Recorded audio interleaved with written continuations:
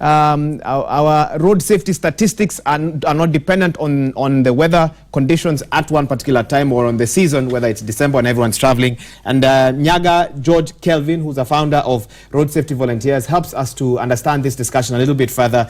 Last year, CS Matiang'i had deregistered or had ordered that all driving schools be deregistered and registered afresh. He stated that the criteria to be used to evaluate qualified driving schools would be out within a week or so. Just following up, did any of this happen? Because it's as if after that we have not had any update from his office on the same. Okay, I think according to NTSA, they have launched a new curriculum, driving curriculum, and it is more diverse in that one of the things I think they'll be looking at is when you go for driving, for example, you don't drive at night. You're only taught to drive during the day. So the minute you are given a vehicle and probably you put your L, your learner, then you are supposed to drive during the day and at night. And at night on a highway which maybe you are not accustomed to as well. Yes. Yes. And because most of my life is on the road, I find so weird things whereby even some people have driving vehicles and they do not even know the difference between full light and dim light. So that shows you that maybe the previous curriculum had a bit of a problem. It was not very diverse. So I think NTSA is still working on that, and most of the driving schools went for training on the new curriculum. That is the update I got. And probably we are going to have a change. But on the other side, probably the problem was not only with the driving schools. Because then how do I end up getting a driving license if the problem is the driving school? Who interviews me? It's the police, it's the authorities. So I think the problem might have been on both sides. Okay. And probably, based on my research previously, there could be a possibility that most of the people are getting their driving licenses from illegally. Illegally. Almost illegally or under the table. Yeah, so under the table. Do you feel that all driving schools should be vetted afresh? Reapply? Do you think that would? Not really.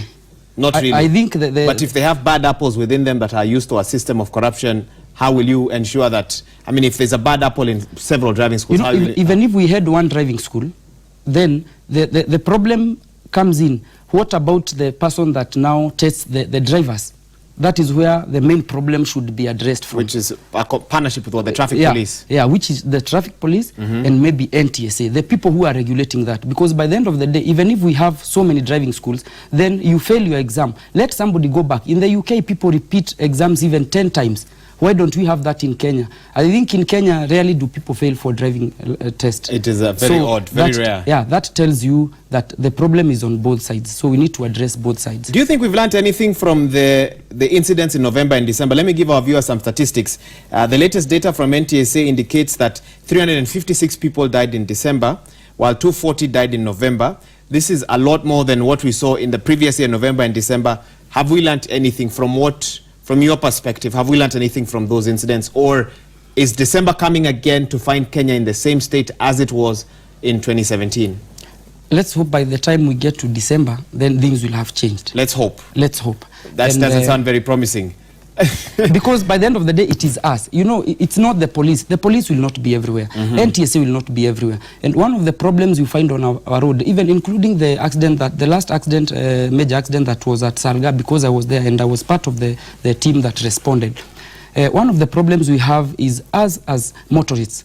Maybe I'm driving carelessly, then I have passengers, then they just keep quiet. That accident had some very funny issues that were revealed, that people had complained, the passengers had complained even before the vehicle got to get involved in that accident. So why are we keeping quiet when we are being driven recklessly? The police will not be everywhere. If you realize that I'm driving recklessly, then talk to me. If I don't act on it, if I don't change, get off. Okay. And fair enough, you know, Kenyans have a role in curbing road accidents, just like in the discussion that we had here before you came on. We're talking about forest conservation, and Kenyans also have a role in forest conservation. Sure. But there are specific bodies mandated to lead in that particular drive, and they're given budgets to do so. Do you see a deliberate move by NTSA, by the police, to do things differently in 2018 with the data we have from 2017? Do you see that? I know you're saying Kenyans should also work, and they are watching this program. I trust they're listening. But from a policy side, are you seeing more? Yes, I'm seeing a change coming. Okay. For example, with the new curriculum that NTSA has launched, And there is an issue of launching the new driving license, the digital licenses, which will be able to even keep track of how you've been behaving on the roads. The police are also committed. I think we are really improving. So we will have a better 2018 when it comes to reduction in terms of accidents. I have hope in that. Okay. Yes. Just a last perspective I want to get from you. Again, I want to refer to a gentleman at the Automobile Association of Kenya. That's Francis Theori, who's the Director General. He believes that a form of driving called defensive driving training could save the lives of many Kenyans. And this training entails awareness of road, awareness of weather conditions, awareness of other vehicles, awareness of road users, awareness of potentially hazardous situations, and then what to do, the steps to take to prevent crashes. It's almost as if they are saying, in addition to the normal training you do to get your regular driving license, we should also introduce another component, which is defensive driving, because of the many challenges that face road users. Do you feel we need a more comprehensive road test or road training than the one we have right now? Yeah, I feel we need to have, and I think those are some of the issues that the new curriculum launched by NTSA will You think address. it's captured some of those issues? Yes, and that is very, very important, because we've come across accidents, or sometimes we respond to accidents, and somebody just decided to get involved in accident because the other person was on the wrong. So you can see clearly you are getting involved in a crash, but just because you're on the wrong and the other person maybe is overtaking, or maybe somebody has joined the junction and they don't have right of way, you just end up crashing. So I think defensive driving is very, very important. Sometimes you might come across unique cases whereby you need to apply some of those techniques. Okay. Thank you so much. That's Nyaga George Kelvin, founder, Road Safety Volunteers, for finding time to be here with us. He says, from a policy perspective, he sees a lot of changes, but he says ultimately Kenyans, when you're in a car that's being driven badly, especially in the kind of weather that we've had these last couple of days, then you have no choice but to speak up or leave that vehicle if that's what it will take to get the driver to change their mind and how they're driving as well. Thank you so much for finding time to be here with us today. We immediately take you now to Mombasa County, where we know that former Kisauni Member of Parliament Rashid Bedzima, who